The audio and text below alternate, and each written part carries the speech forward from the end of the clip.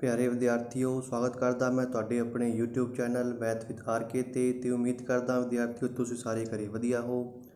ਤਾਂ ਵਿਦਿਆਰਥੀਓ, ਜਿਵੇਂ ਕਿ ਤੁਹਾਨੂੰ ਪਤਾ ਹੀ ਹੈ ਕਿ ਆਪਣੇ ਇਸ ਚੈਨਲ ਦੇ ਉੱਤੇ ਸਾਇੰਸ ਦੇ ਟੌਪਿਕ ਵਾਈਜ਼ 25 MCQ ਕੁਐਸਚਨਾਂ ਦੀ ਸੀਰੀਜ਼ ਚੱਲ ਰਹੀ ਹੈ। ਤਾਂ ਉਸੇ ਸੀਰੀਜ਼ ਨੂੰ ਅੱਗੇ ਵਧਾਉਂਦੇ ਹੋਏ ਵਿਦਿਆਰਥੀਓ, ਮੈਂ ਅੱਜ 5ਵਾਂ ਟੌਪਿਕ ਸਾਊਂਡ ਲੈ ਕੇ ਹਾਜ਼ਰ ਹੋ ਚੁੱਕਿਆ।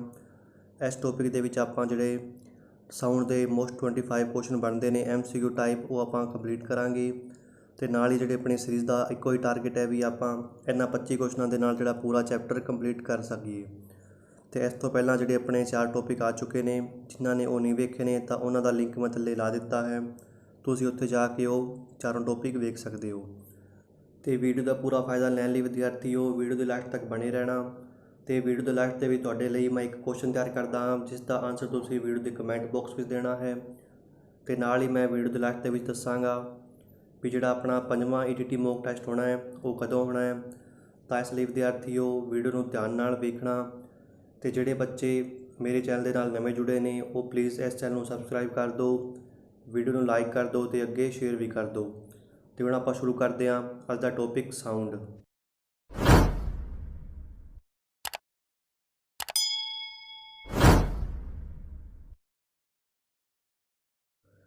ਅਤੇ ਵੀਡੀਓ ਸ਼ੁਰੂ ਕਰਨ ਤੋਂ ਪਹਿਲਾਂ ਵਿਦਿਆਰਥੀਓ, ਜਿਹੜਾ ਮੇਰਾ ਚੌਥਾ ਟੌਪਿਕ ਸੀ ਵਰਕ ਪਾਵਰ ਐਨਰਜੀ, ਉਹਦੇ ਵਿੱਚ ਮੈਂ ਜਿਹੜਾ ਤੁਹਾਡੇ ਕੋਲੋਂ ਕੁਐਸਚਨ ਪੁੱਛਿਆ ਸੀ ਉਹਦਾ ਜਿਹੜਾ ਸਹੀ ਆਨਸਰ ਹੈ ਜੀ ਆਪਸ਼ਨ ਸੀ 600 ਜੂਲ, ਕਿਉਂਕਿ ਆਪਾਂ ਨੂੰ ਮਾਸ ਦਿੱਤਾ ਹੈ।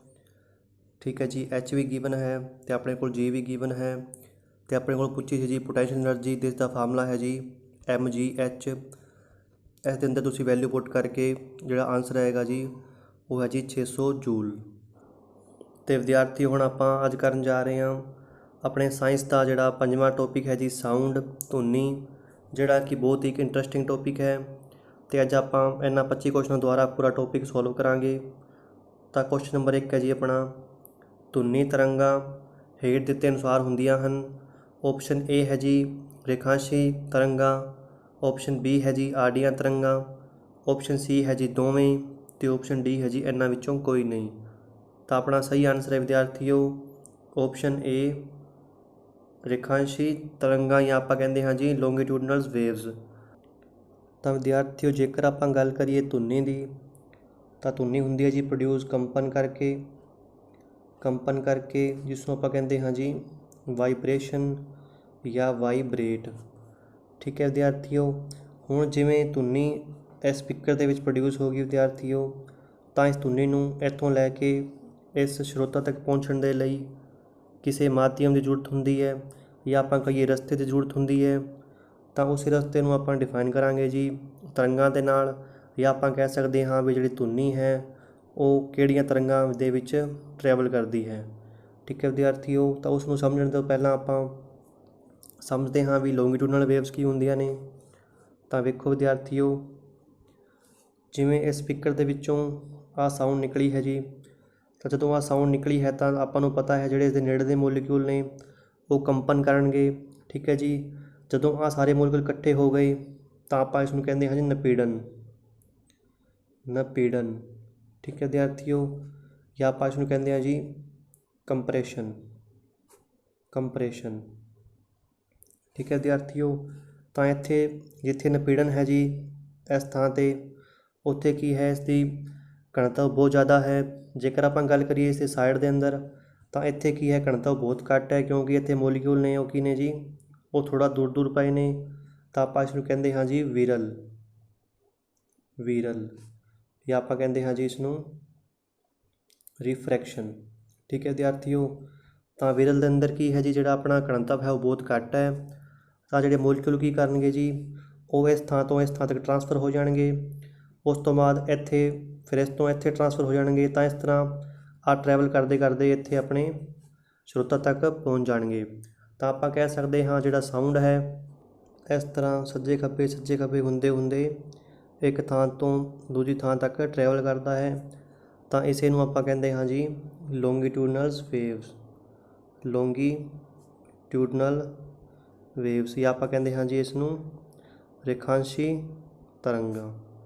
ਠੀਕ ਹੈ ਵਿਦਿਆਰਥੀਓ, ਤਾਂ ਇਸ ਤਰ੍ਹਾਂ ਆਪਾਂ ਕਹਿ ਸਕਦੇ ਹਾਂ ਧੁਨੀ ਕੀ ਹੈ ਜੀ, ਇੱਕ ਸ਼ੋਅ ਕਰਦੀ ਹੈ ਰੇਖਾਂਸ਼ੀ ਤਰੰਗਾਂ ਨੂੰ। ਤਾਂ ਇੱਕ ਗੱਲ ਹੋਰ ਤੁਸੀਂ ਵਿਦਿਆਰਥੀਓ ਨੋਟ ਕਰ ਲਓ, ਜਿਹੜੀ ਧੁਨੀ ਹੈ ਉਸ ਨੂੰ ਚੱਲਣ ਦੇ ਲਈ ਇੱਕ ਥਾਂ ਤੋਂ ਦੂਜੀ ਥਾਂ ਤੱਕ ਪਹੁੰਚਣ ਦੇ ਲਈ ਕਿਸੇ ਮਾਧਿਅਮ ਦੀ ਵੀ ਜ਼ਰੂਰਤ ਹੁੰਦੀ ਹੈ। ਠੀਕ ਹੈ ਵਿਦਿਆਰਥੀਓ, ਅਤੇ ਜਿਹੜੀ ਬਿਨਾਂ ਮਾਧਿਅਮ ਹੈ ਉਹ ਸਾਊਂਡ ਕਦੇ ਵੀ ਟਰੈਵਲ ਨਹੀਂ ਕਰ ਸਕਦੀ। ਤਾਂ ਇਸ ਗੱਲ ਨੂੰ ਤੁਸੀਂ ਨੋਟ ਕਰ ਲਓ। ਬਾਕੀ ਅੱਗੇ ਆਪਾਂ ਆਉਣ ਵਾਲੇ ਕੁਐਸਚਨਾਂ ਦੇ ਵਿੱਚ ਇਸ ਨੂੰ ਹੋਰ ਡਿਟੇਲ ਨਾਲ ਪੜ੍ਹਾਂਗੇ। ਹੁਣ ਆਪਾਂ ਚੱਲਦੇ ਹਾਂ ਕੁਐਸਚਨ ਨੰਬਰ 2 'ਤੇ। ਕੁਐਸਚਨ ਨੰਬਰ 2, ਨਪੀੜਨ ਅਤੇ ਵਿਰਲ ਬਣਾਉਂਦੇ ਹਨ।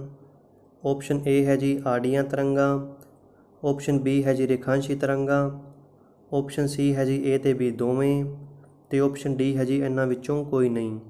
ਤਾਂ ਆਪਣਾ ਸਹੀ ਆਨਸਰ ਹੈ ਵਿਦਿਆਰਥੀਓ ਆਪਸ਼ਨ ਬੀ ਲੌਂਗੀਟਿਊਡਨਲ ਵੇਵਜ਼, ਜਾਂ ਆਪਾਂ ਕਹਾਂਗੇ ਰੇਖਾਂਸ਼ੀ ਤਰੰਗਾਂ। ਹੁਣੇ ਆਪਾਂ ਪਹਿਲੇ ਕੁਐਸਚਨ ਦੇ ਵਿੱਚ ਪੜ੍ਹ ਚੁੱਕੇ ਹਾਂ।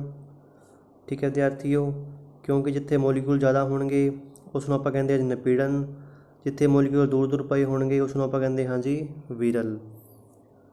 ਹੁਣ ਆਪਾਂ ਚੱਲਦੇ ਹਾਂ ਕੁਐਸਚਨ ਨੰਬਰ 3 'ਤੇ।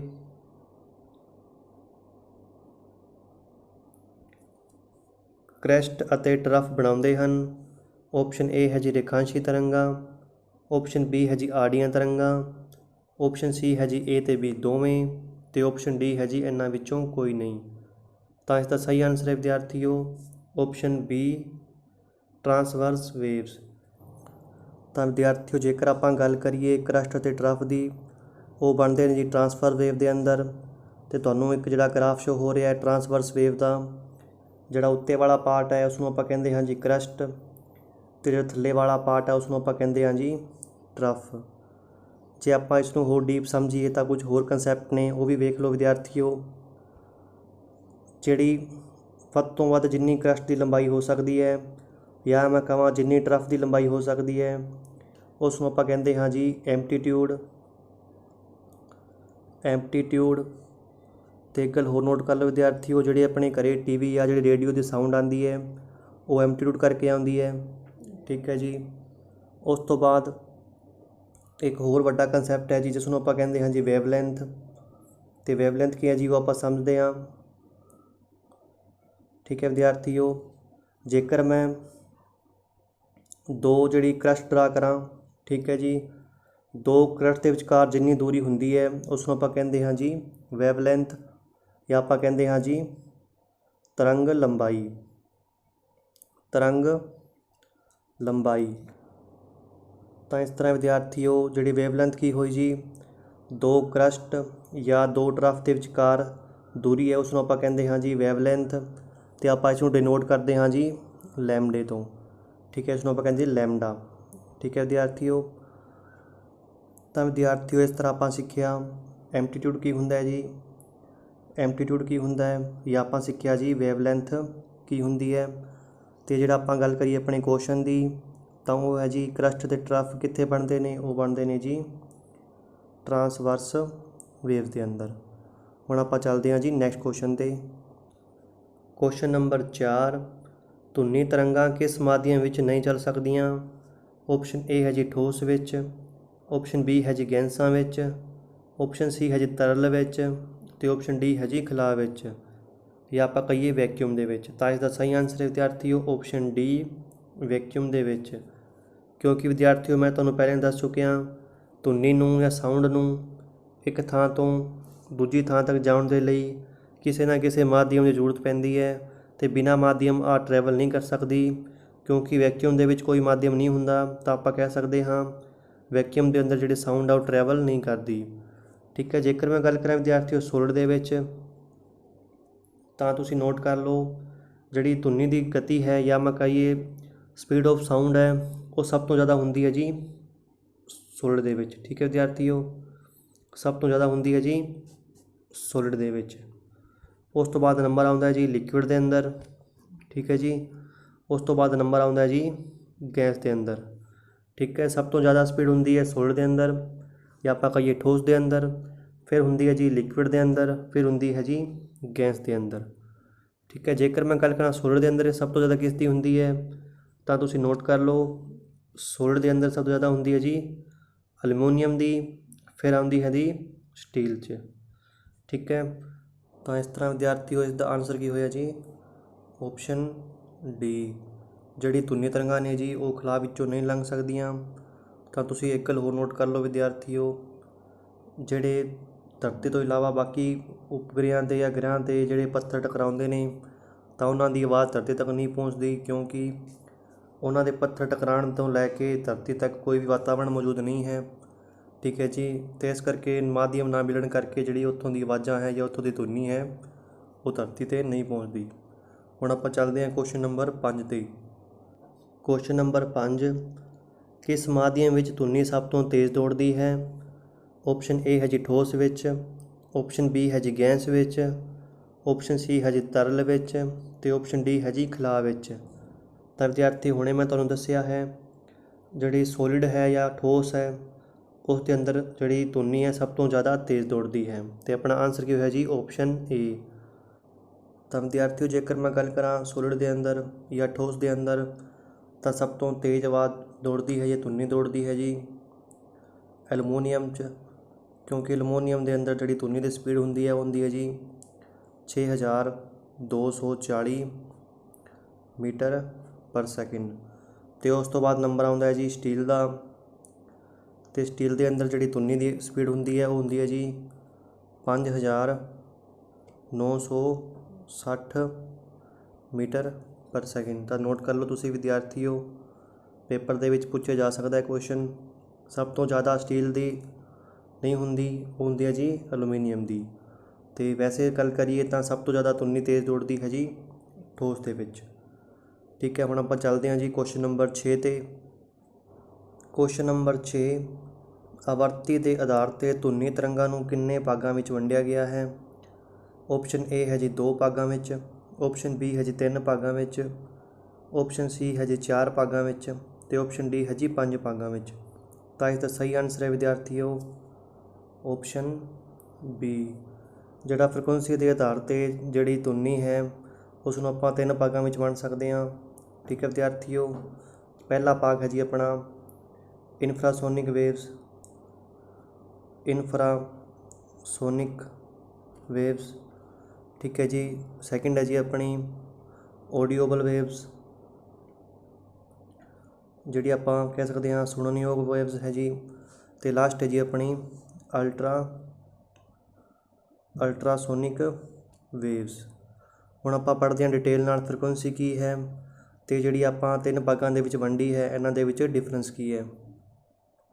ਤਾਂ ਵਿਦਿਆਰਥੀਓ ਜੇਕਰ ਆਪਾਂ ਗੱਲ ਕਰੀਏ ਫ੍ਰੀਕੁਐਂਸੀ ਦੀ, ਤਾਂ ਤੁਹਾਡੇ ਸਾਹਮਣੇ ਇੱਕ ਵੇਵਸ ਦਾ ਗ੍ਰਾਫ ਸ਼ੋ ਹੋ ਰਿਹਾ ਵਿਦਿਆਰਥੀਓ। ਜਿਵੇਂ ਆਹ ਵੇਵਸ ਪ੍ਰੋਡਿਊਸ ਹੁੰਦੀ ਹੈ ਜਦੋਂ ਆਪਣਾ ਇੱਕ ਸਾਈਕਲ ਕੰਪਲੀਟ ਕਰ ਲੈਂਦੀ ਹੈ, ਤਾਂ ਵੇਖੋ ਜਿਵੇਂ ਇੱਥੋਂ ਵੇਵ ਸ਼ੁਰੂ ਹੋਈ, ਜੇਕਰ ਇਸ ਨੇ ਆਪਣਾ ਆਹ ਸਾਈਕਲ ਕੰਪਲੀਟ ਕਰ ਲਿਆ, ਉੱਤੇ ਬਣਿਆ ਜੀ ਇੱਕ ਕਰਸਟ, ਥੱਲੇ ਹੈ ਜੀ ਇੱਕ ਟਰਫ। ਜਦੋਂ ਆਹ ਸਾਈਕਲ ਕੰਪਲੀਟ ਹੋ ਜਾਂਦਾ ਹੈ ਤਾਂ ਉਸ ਨੂੰ ਆਪਾਂ ਕਹਿੰਦੇ ਹਾਂ ਜੀ ਫ੍ਰੀਕੁਐਂਸੀ। ਜਿਵੇਂ ਵੇਖੋ ਆਹ ਹੈ ਸਪੋਜ਼ ਪੁਆਇੰਟ ਏ ਅਤੇ ਆਹ ਹੈ ਪੁਆਇੰਟ ਬੀ, ਤਾਂ ਪੁਆਇੰਟ ਏ ਤੋਂ ਲੈ ਕੇ ਪੁਆਇੰਟ ਬੀ ਤੱਕ ਉਹਨੇ ਇੱਕ ਸਾਈਕਲ ਕੰਪਲੀਟ ਕਰ ਲਿਆ। ਠੀਕ ਹੈ ਜੀ, ਤਾਂ ਉਸ ਨੂੰ ਆਪਾਂ ਕਹਿੰਦੇ ਹਾਂ ਜੀ ਫ੍ਰੀਕੁਐਂਸੀ, ਜਾਂ ਆਪਾਂ ਕਹਿੰਦੇ ਹਾਂ ਜੀ ਆਵਰਤੀ। ਜੇਕਰ ਮੈਂ ਇਸ ਨੂੰ ਟਾਈਮ ਦੇ ਹਿਸਾਬ ਨਾਲ ਵੇਖਾਂ, ਇੱਕ ਸਾਈਕਲ ਕੰਪਲੀਟ ਕਰਨ ਦੇ ਵਿੱਚ ਜਿੰਨਾ ਟਾਈਮ ਲੱਗਦਾ ਹੈ, ਠੀਕ ਹੈ ਜੀ, ਉਸ ਨੂੰ ਆਪਾਂ ਕਹਿੰਦੇ ਹਾਂ ਜੀ ਆਵਰਤਕਾਲ। ਠੀਕ ਹੈ, ਜਾਂ ਆਪਾਂ ਕਹਿੰਦੇ ਹਾਂ ਟਾਈਮ ਪੀਰੀਅਡ। ਠੀਕ ਹੈ, ਜਿੰਨਾ ਆਵਰਤਕਾਲ ਘੱਟ ਹੋਏਗਾ ਉਨੀ ਜਿਹੜੀ ਫ੍ਰੀਕੁਐਂਸੀ ਹੈ ਉਹ ਜ਼ਿਆਦਾ ਹੋਏਗੀ। ਤਾਂ ਆਪਾਂ ਕਹਿ ਸਕਦੇ ਹਾਂ ਜਿਹੜੀ ਫ੍ਰੀਕੁਐਂਸੀ ਹੈ, ਅਤੇ ਫ੍ਰੀਕੁਐਂਸੀ ਨੂੰ ਆਪਾਂ ਲਿਖਦੇ ਹਾਂ ਜੀ ਨਿਊ ਨਾਲ। ਠੀਕ ਹੈ ਜੀ, ਨਿਊ, ਤਾਂ ਨੋਟ ਕਰ ਲਓ ਨਿਊ। ਠੀਕ ਹੈ ਜੀ, ਤਾਂ ਜਿਹੜੀ ਫ੍ਰੀਕੁਐਂਸੀ ਹੈ ਉਹ ਕਿਸ ਦੇ ਬਰਾਬਰ ਹੋਈ ਜੀ 1/T ਦੇ। ਠੀਕ ਹੈ, ਆਹ ਵੀ ਤੁਸੀਂ ਫਾਰਮੂਲਾ ਨੋਟ ਕਰ ਲਓ ਵਿਦਿਆਰਥੀਓ। ਜਿਹੜੀ ਫ੍ਰੀਕੁਐਂਸੀ ਹੁੰਦੀ ਹੈ ਉਸ ਦਾ ਫਾਰਮੂਲਾ ਹੈ F = 1/T, ਅਤੇ ਕਿਉਂਕਿ T ਦੇ ਆਏ ਹੁੰਦਾ ਜੀ ਇਨਵਰਸਲੀ ਪ੍ਰਪੋਰਸ਼ਨਲ। ਠੀਕ ਹੈ ਵਿਦਿਆਰਥੀਓ, ਤਾਂ ਆਪਾਂ ਸਮਝ ਲਿਆ ਫ੍ਰੀਕੁਐਂਸੀ ਕੀ ਹੈ। ਠੀਕ ਹੈ ਜੀ, ਅਤੇ ਫ੍ਰੀਕੁਐਂਸੀ ਨੂੰ ਆਪਾਂ ਡਿਨੋਟ ਕਰਦੇ ਹਾਂ ਜੀ ਨਿਊ ਤੋਂ। ਠੀਕ ਹੈ, ਮਿਊ ਤੋਂ, NU ਨਿਊ ਤੋਂ। ਠੀਕ ਹੈ ਜੀ, ਅਤੇ ਆਪਾਂ ਇਸ ਨੂੰ ਮੇਜ਼ਰ ਕਰਦੇ ਹਾਂ ਜੀ ਹਰਟਜ਼ ਤੋਂ। ਆਹ ਗੱਲ ਇੰਪੋਰਟੈਂਟ ਹੈ, ਤੁਸੀਂ ਨੋਟ ਕਰ ਲਓ। ਆਪਾਂ ਡਿਨੋਟ ਕਰਦੇ ਹਾਂ ਨਿਊ ਤੋਂ ਅਤੇ ਮੇਜ਼ਰ ਕਰਦੇ ਹਾਂ ਆਪਾਂ ਹਰਟਜ਼ ਤੋਂ। ਠੀਕ ਹੈ ਵਿਦਿਆਰਥੀਓ, ਹੁਣ ਆਪਾਂ ਫ੍ਰੀਕੁਐਂਸੀ ਦੇ ਆਧਾਰ 'ਤੇ ਜਿਹੜੀ ਆਪਾਂ ਵੇਵਜ਼ ਨੂੰ 3 ਭਾਗਾਂ ਦੇ ਵਿੱਚ ਵੰਡ ਦਿੱਤਾ ਹੈ। ਤਾਂ ਸਭ ਤੋਂ ਪਹਿਲਾ ਭਾਗ ਹੈ ਜੀ ਆਪਣਾ ਉਹ ਹੈ ਜੀ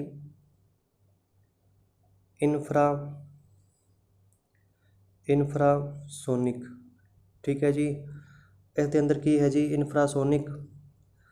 ਇਹਦੇ ਅੰਦਰ ਜਿਹੜੀ ਫ੍ਰੀਕੁਐਂਸੀ ਹੈ ਉਹ ਹੁੰਦੀ ਹੈ ਜੀ 0 ਤੋਂ ਲੈ ਕੇ 20 ਹਰਟਜ਼ ਤੱਕ। ਠੀਕ ਹੈ ਵਿਦਿਆਰਥੀਓ, ਜਿਸ ਦੀ ਫ੍ਰੀਕੁਐਂਸੀ 0 ਤੋਂ ਲੈ ਕੇ 20 ਹਰਟਜ਼ ਤੱਕ ਹੋਵੇਗੀ ਉਸ ਨੂੰ ਆਪਾਂ ਕਹਿੰਦੇ ਹਾਂ ਜੀ ਇਨਫਰਾਸੋਨਿਕ ਵੇਵਸ। ਠੀਕ ਹੈ ਵਿਦਿਆਰਥੀਓ, ਤਾਂ ਸੈਕਿੰਡ ਦੀ ਗੱਲ ਕਰੀਏ ਆਪਾਂ, ਜਿਸ ਦੀ ਫ੍ਰੀਕੁਐਂਸੀ ਸੈਕਿੰਡ ਹੈ ਜੀ ਆਪਣੀ ਆਡੀਓਬਲ ਵੇਵਸ। ਵੈਸੇ ਨਾਂ ਤੋਂ ਹੀ ਕਲੀਅਰ ਹੋ ਰਿਹਾ ਜੀ, ਜਿਸ ਨੂੰ ਆਪਾਂ ਕਹਿੰਦੇ ਹਾਂ ਜੀ ਸੁਣਨਯੋਗ ਤਰੰਗਾਂ। ਠੀਕ ਹੈ ਜੀ, ਅਤੇ ਜਿਸ ਦੀ ਫ੍ਰੀਕੁਐਂਸੀ ਹੁੰਦੀ ਹੈ ਜੀ ਆਪਾਂ ਲਿਖ ਲੈਂਦੇ ਹਾਂ ਆਡੀਓਬਲ ਵੇਵਸ, ਜਿਸ ਦੀ ਫ੍ਰੀਕੁਐਂਸੀ ਹੁੰਦੀ ਹੈ ਜੀ 20 ਹਰਟਜ਼ ਤੋਂ ਲੈ ਕੇ 20,000 ਹਰਟਜ਼ ਤੱਕ। ਠੀਕ ਹੈ ਵਿਦਿਆਰਥੀਓ, ਤਾਂ ਇਸ ਫ੍ਰੀਕੁਐਂਸੀ ਨੂੰ ਜਿਹੜਾ ਆਪਾਂ ਆਮ ਮਨੁੱਖ ਹੈ ਉਹ ਵੀ ਸੁਣ ਸਕਦਾ ਹੈ।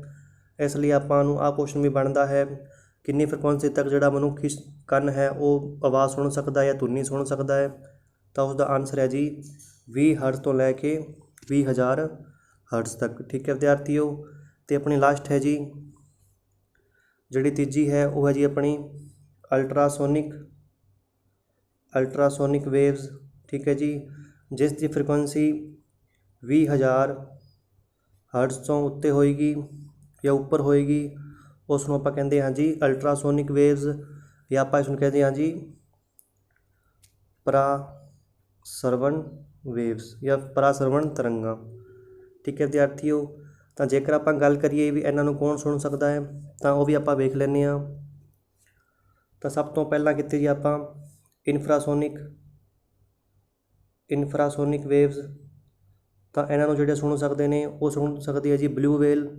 ਠੀਕ ਹੈ ਜੀ, ਬਲੂ ਵੇਲ। ਠੀਕ ਹੈ, ਸੈਕਿੰਡ ਹੈ ਜੀ ਆਪਣੀ ਆਡੀਏਬਲ, ਤਾਂ ਆਹ ਮੈਂ ਤੁਹਾਨੂੰ ਦੱਸ ਦਿੱਤਾ ਹੈ ਜਿਹੜਾ ਮਨੁੱਖੀ ਕੰਨ ਹੈ ਤਾਂ ਉਹ ਇਸ ਆਵਾਜ਼ ਨੂੰ ਸੁਣ ਸਕਦਾ ਹੈ। ਅਤੇ ਲਾਸਟ ਹੈ ਜੀ ਆਪਣੀ ਅਲਟਰਾਸੋਨਿਕ, ਤਾਂ ਇਹਨਾਂ ਨੂੰ ਆਪਾਂ ਕਹਿ ਸਕਦੇ ਹਾਂ ਜਿਵੇਂ ਚੂਹਾ ਹੋ ਗਿਆ, ਚਮਗਾਦੜ ਹੋ ਗਿਆ ਜੀ, ਚਮਗਾਦੜ। ਠੀਕ ਹੈ ਜੀ, ਉਸ ਤੋਂ ਇਲਾਵਾ ਜਿਹੜੀ ਡੋਲਫਿਨ ਮੱਛਲੀ ਹੈ ਉਹ ਵੀ ਜਿਹੜੀ ਅਲਟਰਾਸੋਨਿਕ ਵੇਵਸ ਪ੍ਰੋਡਿਊਸ ਕਰਦੀ ਹੈ। ਠੀਕ ਹੈ ਵਿਦਿਆਰਥੀਓ, ਅਤੇ ਇਸ ਤੋਂ ਇਲਾਵਾ ਜਿਹੜਾ ਅਲਟਰਾਸੋਨਿਕ ਹੈ ਇਸ ਦਾ ਯੂਜ਼ ਹੁੰਦਾ ਜੀ ਆਪਣਾ ਜਿਹੜੇ ਮੈਡੀਕਲ ਪਰਪਜ਼ ਲਈ, ਕਿਉਂਕਿ ਜਿਹੜੇ ਆਪਣੇ ਸਰੀਰ ਦੇ ਅੰਦਰ ਔਰਗਨ ਹੁੰਦੇ ਨੇ ਉਹਨਾਂ ਦੀ ਜਿਹੜੀ ਆਵਾਜ਼ ਸੁਣਨ ਦੇ ਲਈ ਅਲਟਰਾਸੋਨਿਕ ਵੇਵਸ ਦਾ ਯੂਜ਼ ਹੁੰਦਾ ਹੈ ਜੀ। ਠੀਕ ਹੈ ਜੀ, ਆਹ ਤੁਸੀਂ ਨੋਟ ਕਰ ਲਓ। ਅਤੇ ਮੈਡੀਕਲ ਪਰਪਜ਼ ਲਈ ਜਿਵੇਂ ਆਪਣੇ ਸਰੀਰ ਦੇ ਅੰਦਰ ਜਿਹੜੇ ਔਰਗਨਸ ਨੇ ਉਹਨਾਂ ਦੀ ਆਵਾਜ਼ ਸੁਣਨ ਦੇ ਲਈ ਜਿਹੜਾ ਅਲਟਰਾਸੋਨਿਕ ਵੇਵਸ ਦੀ ਯੂਜ਼ ਹੁੰਦੀ ਹੈ। ਠੀਕ ਹੈ ਵਿਦਿਆਰਥੀਓ, ਉਸ ਤੋਂ ਇਲਾਵਾ ਜਿਹੜੀਆਂ ਵੱਡੀਆਂ ਮੰਜ਼ਿਲਾਂ ਨੇ ਜਿਹੜੀ 80 ਜਾਂ 100 ਮਾਲੇ ਦੀਆਂ, ਠੀਕ ਹੈ ਜੀ, ਉਹਨਾਂ ਦੇ ਵਿੱਚ ਜਿਹੜੀ ਦਰਾਰਾਂ ਹੁੰਦੀਆਂ ਨੇ, ਕਿਉਂਕਿ ਆਪਾਂ ਉਹ ਹਰ ਥਾਂ 'ਤੇ ਜਾ ਕੇ ਆਵਾਜ਼ ਨਹੀਂ ਸੁਣ ਸਕਦੇ, ਤਾਂ ਉਸ ਆਵਾਜ਼ ਨੂੰ ਸੁਣਨ ਦੇ ਲਈ ਆਪਾਂ ਕਹਿ ਸਕਦੇ ਹਾਂ ਉਹਨਾਂ ਦਰਾਰਾਂ ਦੀ ਆਵਾਜ਼ ਸੁਣਨ ਦੇ ਲਈ ਵੀ ਜਿਹੜੀ ਅਲਟਰਾਸੋਨਿਕ ਵੇਵਸ ਦਾ ਪ੍ਰਯੋਗ ਕੀਤਾ ਜਾਂਦਾ ਹੈ। ਠੀਕ ਹੈ ਵਿਦਿਆਰਥੀ, ਹੁਣ ਆਪਾਂ ਚੱਲਦੇ ਹਾਂ ਨੈਕਸਟ ਕੁਐਸਚਨ 'ਤੇ। ਕੁਐਸਚਨ ਨੰਬਰ 7, ਅਲਟਰਾਸੋਨਿਕ ਵੇਵਸ ਜਾਂ ਪਰਾਸਰਵਣ ਤਰੰਗਾਂ ਦੀ ਫ੍ਰੀਕੁਐਂਸੀ ਹੁੰਦੀ ਹੈ। ਓਪਸ਼ਨ ਏ ਹੈ ਜੀ 20 ਗੀਗਾ ਹਰਟਜ਼ ਤੋਂ ਵੱਧ, ਓਪਸ਼ਨ ਬੀ ਹੈ ਜੀ 20 ਕਿਲੋ ਹਰਟਜ਼ ਤੋਂ ਵੱਧ, ਓਪਸ਼ਨ ਸੀ ਹੈ ਜੀ 20 ਹਰਟਜ਼ ਤੋਂ ਵੱਧ, ਅਤੇ ਓਪਸ਼ਨ ਡੀ ਹੈ ਜੀ 20 ਹਰਟਜ਼ ਤੋਂ ਲੈ ਕੇ 20,000 ਹਰਟਜ਼ ਤੱਕ। ਤਾਂ ਹੁਣੇ ਆਪਾਂ ਪੜ੍ਹਿਆ ਹੈ ਜਿਨ੍ਹਾਂ ਦੀ ਫ੍ਰੀਕੁਐਂਸੀ 20,000 ਹਰਟਜ਼ ਤੋਂ ਵੱਧ ਹੁੰਦੀ ਹੈ ਉਸ ਨੂੰ ਆਪਾਂ ਕਹਿੰਦੇ ਹਾਂ ਜੀ ਅਲਟਰਾਸੋਨਿਕ ਵੇਵਸ। ਅਤੇ ਆਪਣੇ ਓਪਸ਼ਨ ਦੇ ਵਿੱਚ ਓਪਸ਼ਨ ਬੀ ਇਜ਼ ਰਾਈਟ ਹੈ ਜੀ। ਅਤੇ ਵਿਦਿਆਰਥੀਓ ਤੁਸੀਂ ਕਨਫਿਊਜ਼ ਨਾ ਹੋਇਆ ਜੇ, ਜਿਹੜਾ ਕਿਲੋ ਹੈ ਉਸਦਾ ਮਤਲਬ 1000 ਹੈ ਜੀ, ਅਤੇ ਆਪਾਂ ਕਹਿ ਸਕਦੇ ਹਾਂ 20,000 ਹਰਟਜ਼। ਠੀਕ ਹੈ ਜੀ, 20,000 ਦੀ ਥਾਂ 'ਤੇ ਤੁਹਾਨੂੰ 20 ਕਿਲੋ ਹਰਟਜ਼ ਵੀ ਲਿਖਿਆ ਮਿਲ ਸਕਦਾ ਹੈ, ਤਾਂ ਤੁਸੀਂ ਇਸ ਨੂੰ ਧਿਆਨ ਨਾਲ ਆਨਸਰ ਕਰਨਾ ਹੈ ਜੀ। ਜੇਕਰ ਆਪਾਂ ਗੱਲ ਕਰੀਏ ਓਪਸ਼ਨ ਡੀ ਦੀ, ਉਹ ਹੈ ਜੀ 20 ਹਰਟਜ਼ ਤੋਂ ਲੈ ਕੇ 20,000 ਹਰਟਜ਼ ਤੱਕ, ਉਹਨੂੰ ਆਪਾਂ ਕਹਿੰਦੇ ਹਾਂ ਜੀ ਆਡੀਏਬਲ ਵੇਵਸ, ਜਾਂ ਆਪਾਂ ਕਹਿੰਦੇ ਹਾਂ ਜੀ ਸੁਣਨਯੋਗ ਤਰੰਗਾਂ। ਠੀਕ ਹੈ ਵਿਦਿਆਰਥੀ, ਹੁਣ ਆਪਾਂ ਚੱਲਦੇ ਹਾਂ ਜੀ ਕੁਐਸਚਨ ਨੰਬਰ 8 'ਤੇ। ਕੁਐਸਚਨ ਨੰਬਰ 8, 20 ਹਰਟਜ਼ ਤੋਂ ਘੱਟ ਫ੍ਰੀਕੁਐਂਸੀ ਦੀ ਧੁਨੀ ਨੂੰ ਕੌਣ ਪੈਦਾ ਕਰ ਸਕਦਾ ਹੈ। ਓਪਸ਼ਨ ਏ ਹੈ ਜੀ ਚੂਹਾ, ਓਪਸ਼ਨ ਬੀ ਹੈ ਜੀ ਡੋਲਫਿਨ, ਓਪਸ਼ਨ ਸੀ ਹੈ ਜੀ ਨੀਲੀ ਵੇਲ, ਅਤੇ ਓਪਸ਼ਨ ਡੀ ਹੈ ਜੀ ਉਪਰੋਕਤ ਸਾਰੇ। ਤਾਂ ਇਸ ਦਾ ਸਹੀ ਆਨਸਰ ਹੈ ਵਿਦਿਆਰਥੀਓ ਓਪਸ਼ਨ ਸੀ ਨੀਲੀ ਵੇਲ, ਕਿਉਂਕਿ ਮੈਂ ਤੁਹਾਨੂੰ ਹੁਣੇ ਦੱਸਿਆ ਹੈ ਜਿਹੜੀ ਨੀਲੀ ਵੇਲ ਹੈ ਉਹ 20 ਹਰਟਜ਼ ਤੋਂ ਘੱਟ ਦੀਆਂ ਜਿਹੜੀਆਂ ਧੁਨੀ ਪੈਦਾ ਕਰ ਸਕਦੀ ਹੈ, ਜਿਸ ਨੂੰ ਆਪਾਂ ਕਹਿੰਦੇ ਹਾਂ ਜੀ ਇਨਫਰਾਸੋਨਿਕ ਵੇਵਸ ਜਾਂ ਆਪਾਂ ਪੰਜਾਬੀ ਦੇ ਵਿੱਚ ਕਹਿੰਦੇ ਹਾਂ ਜੀ ਨੀਮ ਧੁਨੀ। ਅਤੇ ਤੁਸੀਂ ਪੰਜਾਬੀ ਦੇ ਨਾਂ 'ਤੇ ਜ਼ਿਆਦਾ ਕਨਫਿਊਜ਼ ਨਾ ਹੋਇਆ ਜੇ, ਜਿਹੜਾ ਇੰਗਲਿਸ਼ ਦੇ ਵਿੱਚ ਨਾਂ ਹੈ ਉਹ ਆਈ ਹੈ ਜੀ। ਪੰਜਾਬੀ ਦੇ ਅੰਦਰ ਜਿਹੜੇ ਇਹਨਾਂ ਦੇ ਨਾਂ ਵੱਖੋ ਵੱਖ ਹੋ ਸਕਦੇ ਨੇ, ਠੀਕ ਹੈ ਜੀ। ਜੇਕਰ ਆਪਾਂ ਗੱਲ ਕਰੀਏ ਚੂਹੇ ਦੀ ਅਤੇ ਡੋਲਫਿਨ ਦੀ ਤਾਂ ਆ ਸੁਣ ਸਕਦੇ ਨੇ ਜੀ 20,000 ਹਰਟਜ਼ ਤੋਂ ਉੱਪਰ ਦੀ ਆਵਾਜ਼, ਠੀਕ ਹੈ ਵਿਦਿਆਰਥੀਓ, ਜਾਂ ਉੱਪਰ ਦੀ ਧੁਨੀ ਦੀ ਫ੍ਰੀਕੁਐਂਸੀ ਉਹ ਪੈਦਾ ਕਰ ਸਕਦੇ ਨੇ। ਤਾਂ ਇਹਦਾ ਆਨਸਰ ਕੀ ਹੋਇਆ ਜੀ ਆਪਣਾ ਆਪਸ਼ਨ ਸੀ ਨੀਲੀ ਵੇਲ। ਹੁਣ ਆਪਾਂ ਚੱਲਦੇ ਹਾਂ ਜੀ ਕੁਐਸਚਨ ਨੰਬਰ 9 ਤੇ। ਕੁਐਸਚਨ ਨੰਬਰ 9, ਸਾਧਾਰਨ ਮਨੁੱਖ ਦੀ ਸੁਣਨ ਸ਼ਕਤੀ ਹੁੰਦੀ ਹੈ। ਆਪਸ਼ਨ ਏ ਹੈ ਜੀ 20 ਕਿਲੋ ਹਰਟਜ਼ ਤੋਂ ਲੈ ਕੇ 20,000 ਕਿਲੋ ਹਰਟਜ਼। ਆਪਸ਼ਨ ਬੀ ਹੈ ਜੀ 20 ਗੀਗਾ ਹਰਟਜ਼ ਤੋਂ ਲੈ ਕੇ 20,000 ਗੀਗਾ ਹਰਟਜ਼। ਆਪਸ਼ਨ ਸੀ ਹੈ ਜੀ 20 ਹਰਟਜ਼ ਤੋਂ ਲੈ ਕੇ 20,000 ਹਰਟਜ਼। ਅਤੇ ਆਪਸ਼ਨ ਡੀ ਹੈ ਜੀ 20 ਹਰਟਜ਼ ਤੋਂ ਘੱਟ। ਤਾਂ ਇਸ ਦਾ ਸਹੀ ਆਨਸਰ ਹੈ ਵਿਦਿਆਰਥੀਓ ਆਪਸ਼ਨ ਸੀ, ਕਿਉਂਕਿ ਜਿਹੜਾ ਸਧਾਰਨ ਮਨੁੱਖ ਹੈ ਜਾਂ ਮਨੁੱਖੀ ਕੰਨ ਹੈ ਉਹ 20 ਹਰਟਜ਼ ਤੋਂ ਲੈ ਕੇ 20,000 ਹਰਟਜ਼ ਦੀ ਧੁਨੀ ਨੂੰ ਜਾਂ ਫ੍ਰੀਕੁਐਂਸੀ ਦੀ ਧੁਨੀ ਨੂੰ ਸੁਣ ਸਕਦਾ ਹੈ, ਠੀਕ ਹੈ ਜੀ। ਹੁਣ ਆਪਾਂ ਚੱਲਦੇ ਹਾਂ ਜੀ ਕੁਐਸਚਨ ਨੰਬਰ 10 ਤੇ। ਕੁਐਸਚਨ ਨੰਬਰ 10, ਧੁਨੀ ਤਰੰਗਾਂ ਲਈ ਸਹੀ ਕਥਨ ਹੈ। ਆਪਸ਼ਨ ਏ ਹੈ ਜੀ ਇਹ ਖਲਾਅ ਵਿੱਚ ਚੱਲ ਸਕਦੀਆਂ ਹਨ। ਆਪਸ਼ਨ ਬੀ ਹੈ ਜੀ ਇਹ ਸਭ ਤੋਂ ਤੇਜ਼ ਤਰਲ ਮਾਧਿਅਮ ਵਿੱਚ ਚੱਲਦੀਆਂ ਹਨ।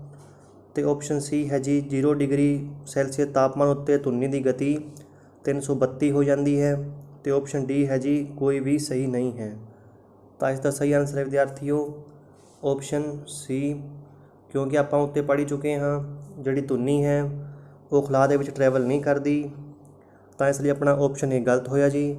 ਸੈਕਿੰਡ ਹੈ ਜੀ ਇਹ ਸਭ ਤੋਂ ਤੇਜ਼ ਤਰਲ ਮਾਧਿਅਮ ਵਿੱਚ ਚੱਲਦੀਆਂ ਨੇ, ਆ ਵੀ ਗਲਤ ਹੈ, ਕਿਉਂਕਿ ਮੈਂ ਤੁਹਾਨੂੰ ਦੱਸ ਚੁੱਕਿਆ ਪਹਿਲਾਂ ਹੀ ਆ ਸਭ ਤੋਂ ਤੇਜ਼ ਚੱਲਦੀਆਂ ਨੇ ਜੀ ਠੋਸ ਮਾਧਿਅਮ ਦੇ ਵਿੱਚ। ਅਤੇ ਆਪਣਾ ਫਿਰ ਸਹੀ ਆਨਸਰ ਕੀ ਹੋਇਆ ਜੀ 0 ਡਿਗਰੀ ਸੈਂਟੀਗ੍ਰੇਡ ਤਾਪਮਾਨ ਉੱਤੇ ਧੁਨੀ ਦੀ ਗਤੀ ਕਿੰਨੀ ਹੋ ਜਾਂਦੀ ਹੈ ਜੀ 332 ਮੀਟਰ ਪਰ ਸੈਕਿੰਡ ਹੋ ਜਾਂਦੀ ਹੈ, ਠੀਕ ਹੈ ਵਿਦਿਆਰਥੀਓ।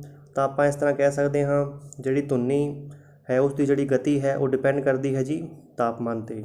ਅਤੇ ਇਹ ਗੱਲ ਤੁਸੀਂ ਨੋਟ ਕਰ ਲਓ ਵਿਦਿਆਰਥੀਓ, ਕਿਉਂਕਿ ਜਿਹੜੀ ਧੁਨੀ ਦੀ ਸਪੀਡ ਹੈ ਉਹ ਤਾਪਮਾਨ ਉੱਤੇ ਡਿਪੈਂਡ ਕਰਦੀ ਹੈ ਜੀ। ਹੁਣ ਆਪਾਂ ਚੱਲਦੇ ਹਾਂ ਜੀ ਕੁਐਸਚਨ ਨੰਬਰ 11 ਤੇ। ਕੁਐਸਚਨ ਨੰਬਰ 11, ਧੁਨੀ ਦੀ ਗਤੀ ਕਿਸ ਉੱਤੇ ਨਿਰਭਰ ਨਹੀਂ ਕਰਦੀ ਹੈ।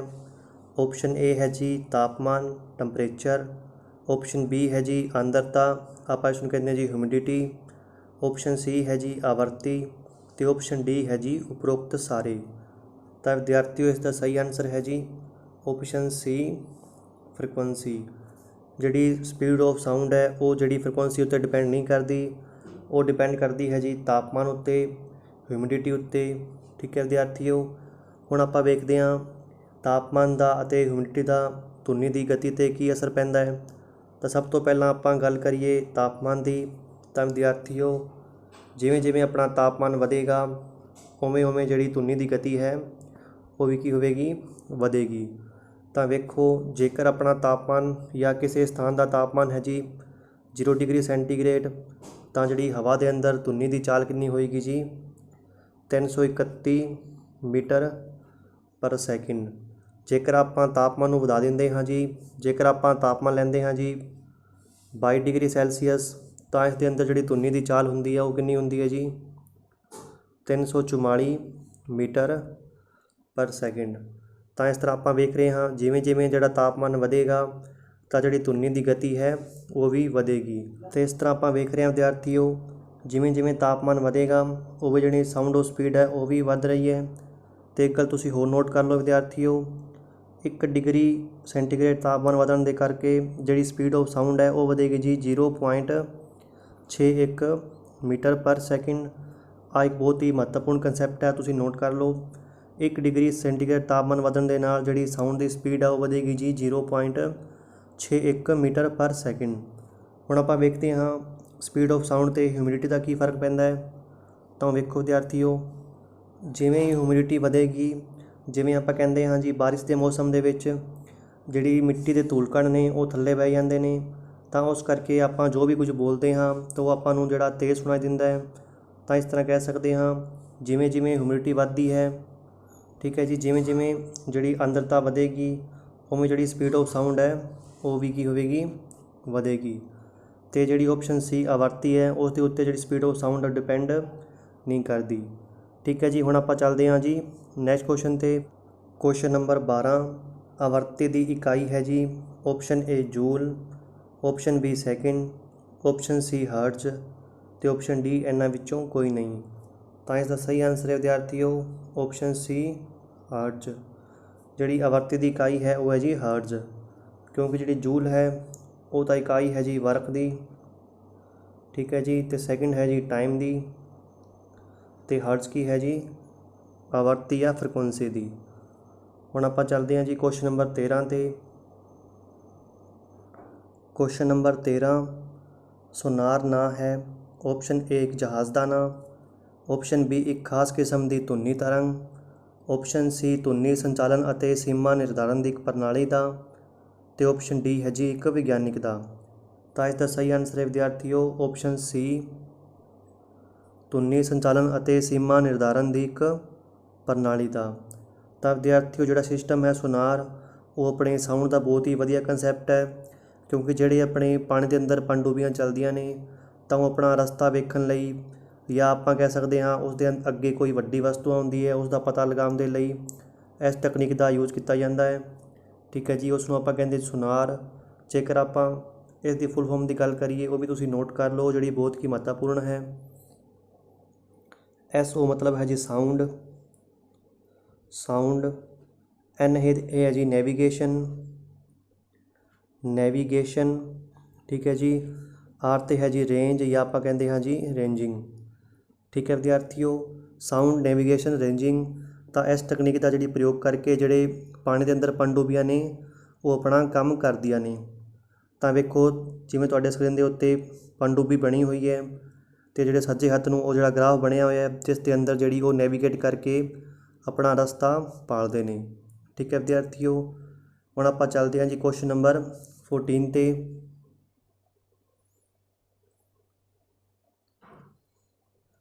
ਕੁਐਸਚਨ ਨੰਬਰ 14, ਸਧਾਰਨ ਮਨੁੱਖ ਦੀ ਸੁਣਨਯੋਗ ਤੀਬਰਤਾ, ਠੀਕ ਹੈ ਜੀ। ਆਪਸ਼ਨ ਏ 50 ਡੈਸੀਬਲ ਤੋਂ 60 ਡੈਸੀਬਲ, ਆਪਸ਼ਨ ਬੀ 30 ਡੈਸੀਬਲ ਤੋਂ 40 ਡੈਸੀਬਲ, ਆਪਸ਼ਨ ਸੀ ਹੈ ਜੀ 145 ਡੈਸੀਬਲ, ਅਤੇ ਆਪਸ਼ਨ ਡੀ ਹੈ ਜੀ 75 ਡੈਸੀਬਲ। ਤਾਂ ਵਿਦਿਆਰਥੀਓ ਇਸ ਦਾ ਸਹੀ ਆਨਸਰ ਹੈ ਜੀ ਆਪਣਾ 30 ਤੋਂ ਲੈ ਕੇ 40 ਡੈਸੀਬਲ। ਹੁਣ ਜੇਕਰ ਗੱਲ ਆਈ ਹੈ ਜੀ ਆਪਣੀ ਇੰਟੈਂਸਿਟੀ ਦੀ ਜਾਂ ਆਪਾਂ ਕਹੀਏ ਤੀਬਰਤਾ ਦੀ, ਤਾਂ ਉਹ ਹੈ ਜੀ ਆਪਣੀ ਜਿਵੇਂ ਜਿਵੇਂ ਆਪਾਂ ਕਹੀਏ ਵੀ ਕੋਈ ਆਵਾਜ਼ ਆਪਾਂ ਜਿੰਨੀ ਸਹਿਣ ਸਕਦੇ ਹਾਂ ਜਾਂ ਸਹਿ ਸਕਦੇ ਹਾਂ ਉਹ ਡਿਪੈਂਡ ਕਰਦੀ ਹੈ ਜੀ ਆਪਣੀ ਤੀਬਰਤਾ 'ਤੇ। ਅਤੇ ਤੀਬਰਤਾ ਦੀ ਮਾਪਣ ਦੀ ਇਕਾਈ ਹੈ ਜੀ ਡੈਸੀਬਲ, ਠੀਕ ਹੈ ਜੀ, ਡੈਸੀਬਲ। ਤਾਂ ਆ ਵੀ ਤੁਸੀਂ ਨੋਟ ਕਰ ਲਓ ਡੈਸੀਬਲ, ਠੀਕ ਹੈ। ਇਸ ਨਾਲ ਆਪਾਂ ਜਿਹੜੀ ਆਪਣੀ ਕਹਿ ਸਕਦੇ ਹਾਂ ਸਾਊਂਡ ਹੈ ਉਸ ਦੀ ਤੀਬਰਤਾ ਮਾਪਦੇ ਹਾਂ। ਤਾਂ ਇਹ ਜਿਹੜੇ ਆਪਣੇ ਸਰਕਾਰ ਦੇ ਅਨੁਸਾਰ ਕੁਝ ਨਿਰਧਾਰਿਤ ਕੀਤੇ ਗਏ ਨੇ ਵੀ ਜਿਹੜੀ ਕਿੰਨੀ ਹੈ ਵੱਧ ਤੋਂ ਵੱਧ ਹੋ ਸਕਦੀ ਹੈ।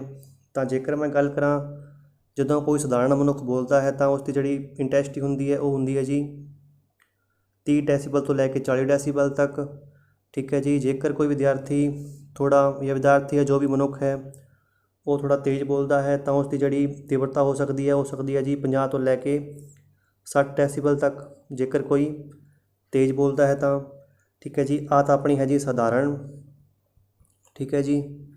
ਜੇਕਰ ਮੈਂ ਗੱਲ ਕਰਾਂ ਜਿਹੜੀ ਆਪਣੇ ਫੈਕਟਰੀਆਂ ਲੱਗਦੀਆਂ ਨੇ ਜਾਂ ਆਪਾਂ ਕਹਿ ਸਕੀਏ ਇੰਡਸਟਰੀਅਲ ਏਰੀਆ ਹੈ ਉਸ ਦੀ ਜਿਹੜੀ ਵੱਧ ਤੋਂ ਵੱਧ ਤੀਬਰਤਾ ਕਿੰਨੀ ਹੋ ਸਕਦੀ ਹੈ 75 ਡੈਸੀਬਲ। ਆਹ ਵੀ ਕੁਐਸਚਨ ਜਿਹੜਾ ਪੇਪਰ ਦੇ ਵਿੱਚ ਕਈ ਵਾਰੀ ਪੁੱਛਿਆ ਜਾ ਸਕਦਾ ਹੈ ਵੀ ਸਰਕਾਰ ਦੁਆਰਾ ਇੰਡਸਟਰੀਅਲ ਏਰੀਆ ਦੇ ਲਈ ਨਿਰਧਾਰਿਤ ਜਿਹੜੀ ਤੀਬਰਤਾ ਹੈ ਉਹ ਕਿੰਨੀ ਹੈ ਜੀ, ਉਹ ਹੈ ਜੀ 75 ਡੈਸੀਬਲ, ਠੀਕ ਹੈ ਜੀ। ਅਤੇ ਜਿਹੜੀਆਂ ਆਪਾਂ ਕਹਿੰਦੇ ਹਾਂ ਵੀ ਜਿਹੜੀ ਮਿਜ਼ਾਈਲ ਚੱਲਦੀਆਂ ਨੇ ਤਾਂ ਉਹ ਚੱਲਣ ਦੇ ਲਈ ਜਿਹੜੇ ਪਰਸਨਸ ਨੇ ਜਾਂ ਜਿਹੜੇ ਵਿਅਕਤੀ ਨੇ ਉਹ ਵਾਹਵਾ ਦੂਰ ਖੜ੍ਹਦੇ ਨੇ, ਠੀਕ ਹੈ ਜੀ। ਤਾਂ ਕਿਉਂਕਿ ਉਹਨਾਂ ਦੀ ਜਿਹੜੀ ਤੀਬਰਤਾ ਹੁੰਦੀ ਹੈ ਉਹ ਹੁੰਦੀ ਹੈ ਜੀ ਲਗਭਗ ਆਪਣੀ 145 ਡੈਸੀਬਲ, ਠੀਕ ਹੈ ਜੀ। ਅਤੇ ਆਪਣਾ ਆਨਸਰ ਕੀ ਹੋਇਆ ਜੀ ਵੈਸੇ ਕੁਐਸਚਨ ਦੇ ਹਿਸਾਬ ਨਾਲ ਸਧਾਰਨ ਮਨੁੱਖ ਦੀ ਸੁਣਨਯੋਗ ਤੀਬਰਤਾ ਕਿੰਨੀ ਹੁੰਦੀ ਹੈ ਜੀ 30 ਡੈਸੀਬਲ ਤੋਂ ਲੈ ਕੇ 40 ਡੈਸੀਬਲ ਤੱਕ। ਹੁਣ ਆਪਾਂ ਚੱਲਦੇ ਹਾਂ ਜੀ ਕੁਐਸਚਨ ਨੰਬਰ 15 'ਤੇ।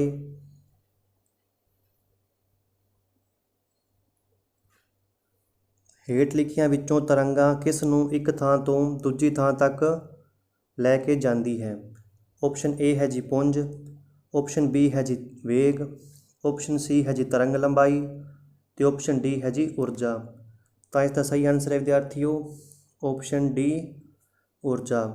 ਕਿਉਂਕਿ ਜਦੋਂ ਤਰੰਗਾਂ ਇੱਕ ਥਾਂ ਤੋਂ ਦੂਜੀ ਥਾਂ ਤੱਕ ਜਾਂਦੀਆਂ ਨੇ ਤਾਂ ਉਹ ਆਪਣੇ ਨਾਲ ਲੈ ਕੇ ਜਾਂਦੀਆਂ ਨੇ ਜੀ ਊਰਜਾ ਤੋਂ, ਜਾਂ ਆਪਾਂ ਕਹਿੰਦੇ ਹਾਂ ਜੀ ਊਰਜਾ ਦਾ ਜਿਹੜਾ ਟਰਾਂਸਫੋਰਮੇਸ਼ਨ ਹੁੰਦਾ ਹੈ। ਤਾਂ ਇਸ ਲਈ ਆਪਾਂ ਛੋਟਾ ਜਿਹਾ ਕੰਸੈਪਟ ਸਮਝਦੇ ਹਾਂ। ਜੇਕਰ ਮੈਂ ਗੱਲ ਕਰਾਂ, ਆਪਾਂ ਕੋਈ ਵੀ ਆਵਾਜ਼ ਪੈਦਾ ਕਰਦੇ ਹਾਂ, ਸਪੋਜ਼ ਇੱਕ ਮਨੁੱਖ ਨੇ ਜਿਹੜੀ ਸਾਊਂਡ ਪੈਦਾ ਕੀਤੀ ਹੈ ਜਾਂ ਸਾਊਂਡ ਪ੍ਰੋਡਿਊਸ ਕੀਤੀ ਹੈ, ਉਹ ਆਪਾਂ ਨੂੰ ਪਤਾ ਹੈ ਕੰਪਨ ਕਰਕੇ ਹੁੰਦੀ ਹੈ। ਜਿਵੇਂ ਜਿਵੇਂ ਅੱਗੇ ਵੱਲ ਨੂੰ ਵਧੇਗੀ ਐਜ਼ ਏ ਲੋਂਗੀਟਿਊਡਨਲ ਵੇਵਜ਼, ਠੀਕ ਹੈ ਜੀ। ਜਦੋਂ ਆਪਾਂ ਬੋਲੇ ਹਾਂ ਤਾਂ ਆਪਣੀ ਹੋਈ ਹੈ ਜੀ ਸਾਊਂਡ ਐਨਰਜੀ, ਠੀਕ ਹੈ ਜੀ, ਸਾਊਂਡ ਐਨਰਜੀ। ਸਪੋਜ਼ ਆਪਾਂ ਕਿਸੇ ਮਾਈਕਰੋਫੋਨ ਦੇ ਵਿੱਚ ਬੋਲ ਰਹੇ ਹਾਂ ਤਾਂ ਆਵਾਜ਼ ਜਿਹੜੀ ਪਹੁੰਚੀ ਹੈ ਜੀ ਆਪਣੀ ਮਾਈਕਰੋਫੋਨ ਤੱਕ, ਠੀਕ ਹੈ ਵਿਦਿਆਰਥੀਓ। ਜਿਵੇਂ ਸਾਊਂਡ ਮਾਈਕਰੋਫੋਨ ਦੇ ਅੰਦਰ ਪਹੁੰਚੇਗੀ ਤਾਂ ਮਾਈਕਰੋਫੋਨ ਕੀ ਕਰੇਗਾ, ਇਸ ਸਾਊਂਡ ਐਨਰਜੀ ਨੂੰ ਚੇਂਜ ਕਰ ਦੇਗਾ ਜੀ ਮਕੈਨੀਕਲ ਐਨਰਜੀ ਦੇ ਵਿੱਚ, ਠੀਕ ਹੈ ਜੀ। ਆਪਾਂ ਉਸ ਨੂੰ ਕਹਿੰਦੇ ਹਾਂ ਜੀ ਯੰਤਰਿਕ ਊਰਜਾ ਦੇ ਵਿੱਚ। ਤਾਂ ਇਸ ਤਰ੍ਹਾਂ ਕੀ ਹੋ ਰਿਹਾ ਜੀ, ਜਿਹੜੀ ਊਰਜਾ ਹੈ ਉਸ ਦਾ ਇੱਕ ਥਾਂ ਤੋਂ ਦੂਜੀ ਥਾਂ ਤੱਕ ਸਥਾਨਾਂਤਰਨ ਹੋ ਰਿਹਾ ਹੈ। ਜਾਂ ਆਪਾਂ ਕਹਿ ਸਕਦੇ ਹਾਂ ਜਿਵੇਂ ਆਪਣੇ law of conservation energy the law ਹੈ ਜੀ, ਵੀ ਆਪਾਂ ਕਦੇ ਵੀ ਕਿਸੇ ਊਰਜਾ ਨੂੰ ਨਾ ਹੀ ਖਤਮ ਕਰ ਸਕਦੇ ਹਾਂ ਨਾ ਹੀ ਪੈਦਾ ਕਰ ਸਕਦੇ ਹਾਂ, ਪਰੰਤੂ ਇਸ ਦੀ ਜਿਹੜੀ ਪੋਜੀਸ਼ਨ ਹੈ ਜਾਂ ਉਸ ਦੀ ਜਿਹੜੀ ਸਟੇਟ ਹੈ ਉਹ ਆਪਾਂ ਚੇਂਜ ਕਰ ਸਕਦੇ ਹਾਂ, ਠੀਕ ਹੈ ਜੀ। ਇਸ ਤਰ੍ਹਾਂ ਜਿਹੜੀ ਸਾਊਂਡ ਵੇਵਜ਼ ਨੇ ਜਾਂ ਜੋ ਵੀ ਤਰ੍ਹਾਂ ਦੀ ਵੇਵਜ਼ ਨੇ ਉਹ ਕੀ ਨੇ ਜੀ ਐਨਰਜੀ ਇੱਕ ਥਾਂ ਤੋਂ ਦੂਜੀ ਥਾਂ ਤੱਕ ਲੈ ਕੇ ਜਾਂਦੇ ਨੇ। ਅਤੇ ਆਪਣਾ ਸਹੀ ਆਨਸਰ ਕੀ ਹੋਇਆ ਜੀ ਆਪਸ਼ਨ ਡੀ ਊਰਜਾ। ਹੁਣ ਆਪਾਂ ਚੱਲਦੇ ਹਾਂ ਜੀ ਕੁਐਸਚਨ ਨੰਬਰ 16 ਤੇ। 1 ਡਿਗਰੀ ਸੈਂਟੀਗ੍ਰੇਡ ਤਾਪਮਾਨ ਵਧਣ 'ਤੇ ਧੁਨੀ ਦੀ ਚਾਲ 'ਤੇ ਅਸਰ ਪੈਂਦਾ ਹੈ। Option A 61 metre per second ਵੱਧਦੀ ਹੈ, option B 61 metre per second ਘਟਦੀ ਹੈ, ਆਪਸ਼ਨ ਸੀ 0.61 ਮੀਟਰ ਸੈਕਿੰਡ ਵੱਧਦੀ ਹੈ, option D 0.61 metre per second ਘਟਦੀ ਹੈ। ਤਾਂ ਆਹ ਵਾਲਾ ਕੰਸੈਪਟ ਉੱਤੇ ਪਹਿਲਾਂ ਹੀ ਕਰ ਚੁੱਕੇ ਹਾਂ ਆਪਾਂ। ਜਿਵੇਂ ਹੀ ਤਾਪਮਾਨ ਵਧੇਗਾ ਅਤੇ ਜਿਹੜੀ ਸਪੀਡ ਆਫ ਸਾਊਂਡ ਹੈ ਉਹ ਵੀ ਵਧੇਗੀ। ਉਹ ਕਿੰਨੀ ਵਧੇਗੀ ਜੀ, option C is right answer. ਮੈਂ ਤੁਹਾਨੂੰ ਪਹਿਲਾਂ ਦੱਸ ਚੁੱਕਾ 1 ਡਿਗਰੀ ਸੈਂਟੀਗ੍ਰੇਡ ਤਾਪਮਾਨ ਵਧਣ ਨਾਲ ਜਿਹੜੀ ਸਪੀਡ ਆਫ ਸਾਊਂਡ ਆ ਉਹ ਵਧੇਗੀ ਜੀ 0.61 ਮੀਟਰ ਪਰ ਸੈਕਿੰਡ, ਠੀਕ ਹੈ ਵਿਦਿਆਰਥੀਓ। ਹੁਣ ਆਪਾਂ ਚੱਲਦੇ ਹਾਂ ਜੀ ਕੁਐਸਚਨ ਨੰਬਰ 17 ਤੇ।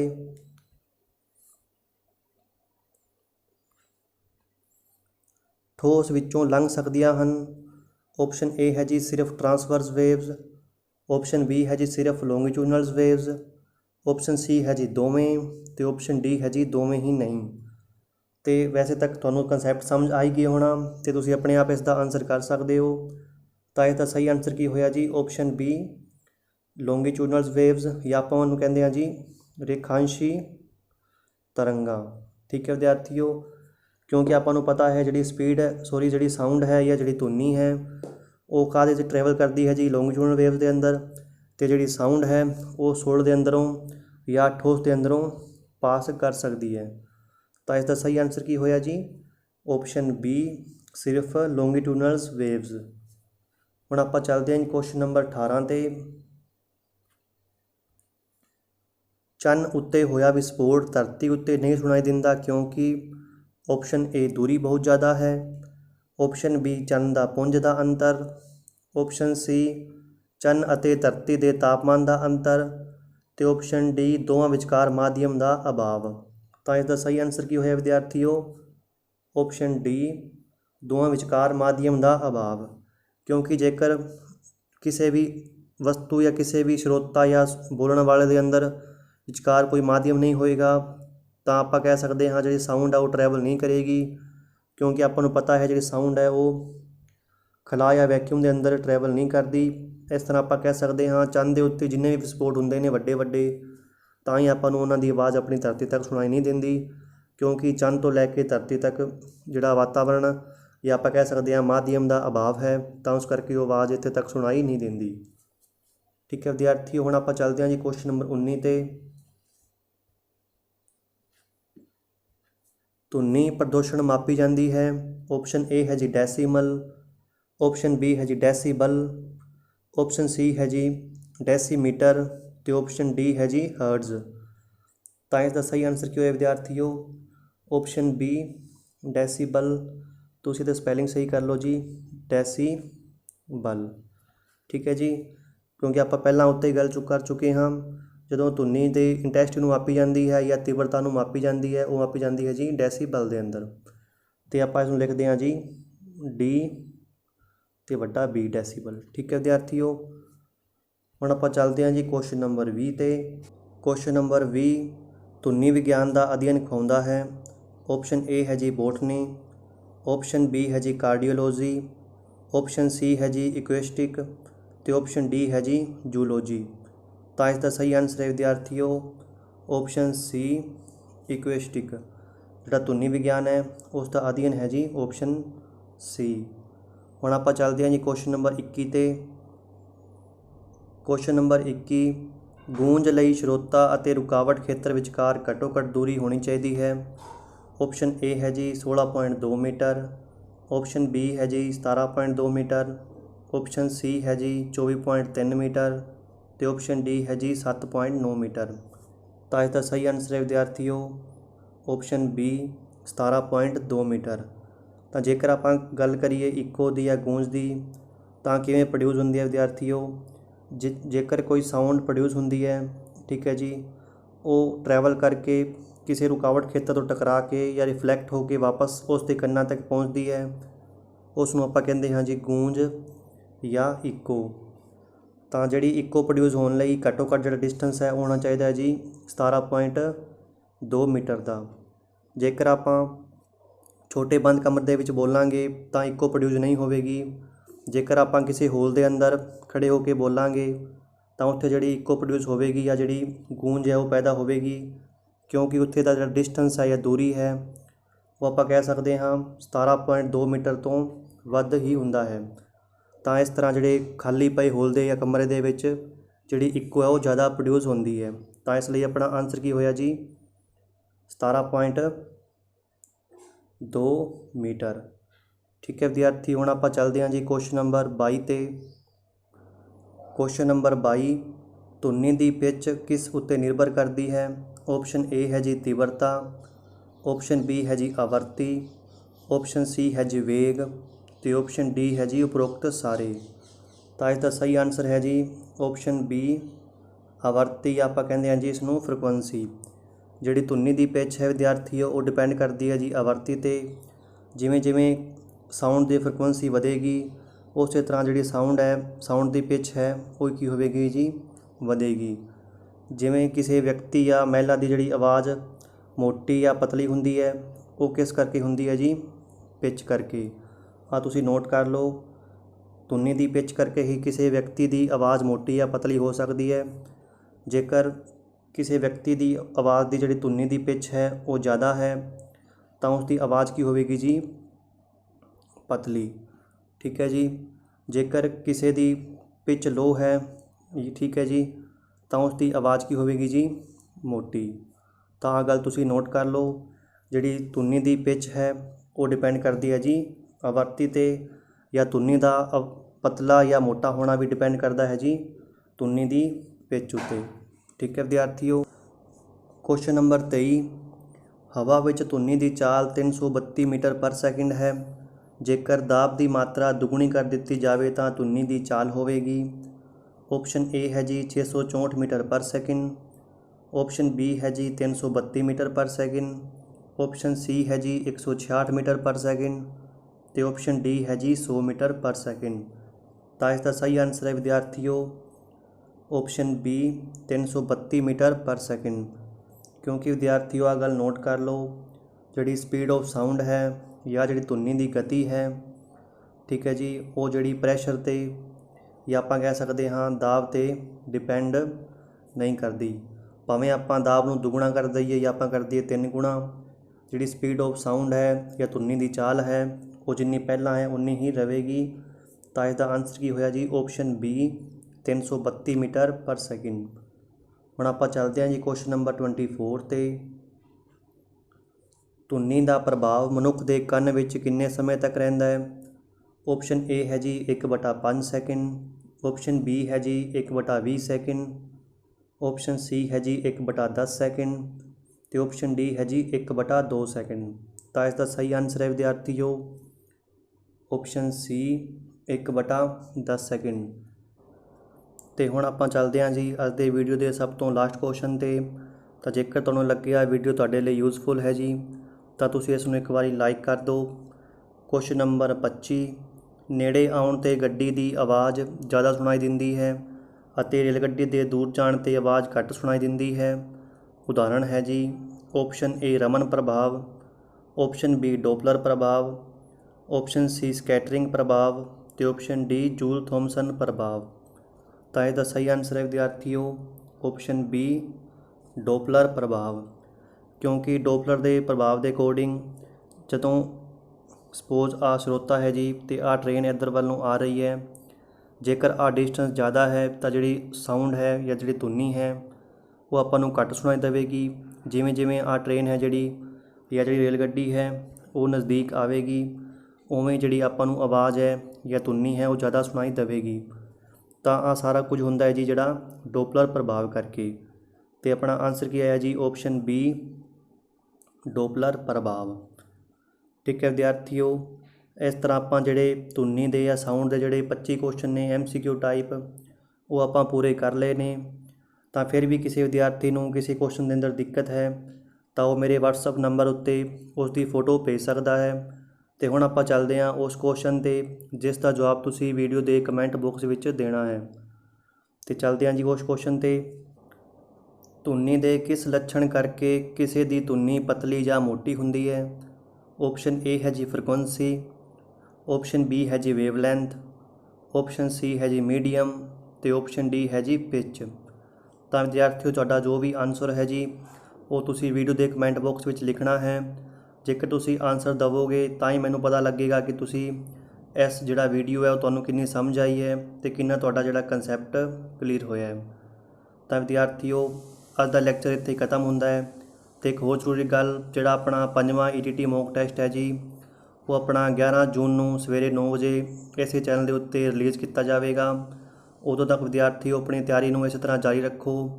ਅਤੇ ਅੱਜ ਦੀ ਵੀਡੀਓ ਵੇਖਣ ਲਈ ਬੱਚਿਓ ਤੁਹਾਡਾ ਧੰਨਵਾਦ।